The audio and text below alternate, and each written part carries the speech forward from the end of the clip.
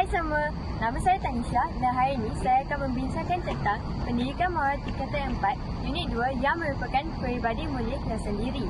Maksud berkepribadian mulia ialah sifat baik dan terpuji yang dimiliki oleh seseorang individu. Tahu tak apa contoh-contoh cara mempraktikkan kepribadian mulia? Tak! Okay, saya beritahu. Bagi diri sendiri, sedia memaafkan orang dan berani mengakui kesalahan. Bagi rakan sebaya pula, memberi bantuan kepada rakan dengan ikhlas. Keluarga pula bersederhana dalam menyambut hari keistimewaan ahli keluarga seperti hari lahir. Dan bagi masyarakat pula, menyertai program kemasyarakatan secara sukarela.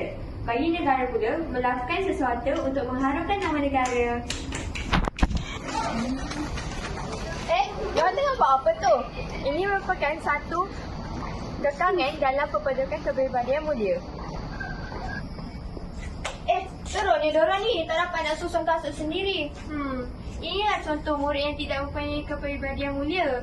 Jadi, kekangan-kekangan tersebut ialah pengaruh media sosial, pengaruh rakan sebaya. Bagi pengaruh rakan sebaya, murid senang terikut dengan kawan mereka kerana mereka ingin disertai dalam sesuatu kumpulan dan tidak mahu dipulaukan oleh kawan rakan-rakan yang lain. Bagi pengaruh media sosial pula, murid-murid sangat terikat dengan phone mereka sampai mereka tidak melakukan tanggungjawab yang diberikan, yang boleh merosakkan pelajaran mereka, boleh menghasut mereka untuk membuat perkara yang tidak baik dan melakukan gejala negatif sebagai merokok, tidur lambat dan membuat perkara yang tidak betul. Isu perlakuan negatif yang boleh menjejaskan personaliti. Contoh perlakuan negatif: mencuri, merempit, melacur, membuli.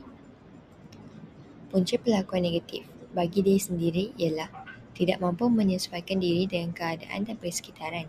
Selain itu, tiada keupayaan mengawal, gagal mengendalikan emosi semasa menghadapi masalah hidup. Bagi rakan-rakan pula, berkawan dengan rakan yang suka melepak, mengikut gaya hidup rakan dan lemah jati diri. Bagi keluarga pula, ibu bapa terlalu sibuk dengan kerja, ibu bapa kurang memberi perhatian kepada anak dan tidak peka dengan keperluan anak. Bagi masyarakat pula, mementingkan diri sendiri dan hanya ambil peduli hal individu lain. Bagi penyelesaian dia, bagi ibu bapa berkomunikasi dengan anak untuk mengenal pasti masalah anak. Selain itu, tidak hukum anak secara keterlaluan. Akhir sekali, menghargai anak. Bagi masyarakat pula, melaporkan kepada ibu bapa remaja yang terlibat. Selain itu, bekerjasama dengan pihak berkuasa dan melapor mengumpulkan bahan bukti. Akhir sekali, menasihati. Bagi kerajaan pula, pendekatan akademik, menambah aktiviti dalam kurikulum dan perubahan teknik pengajaran. Selain itu, mewujudkan sistem perundangan di sekolah agar dapat mengurangkan tanggungjawab pihak sekolah dan ibu bapa.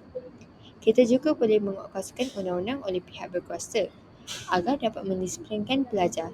Itu sahaja daripada saya. Terima kasih.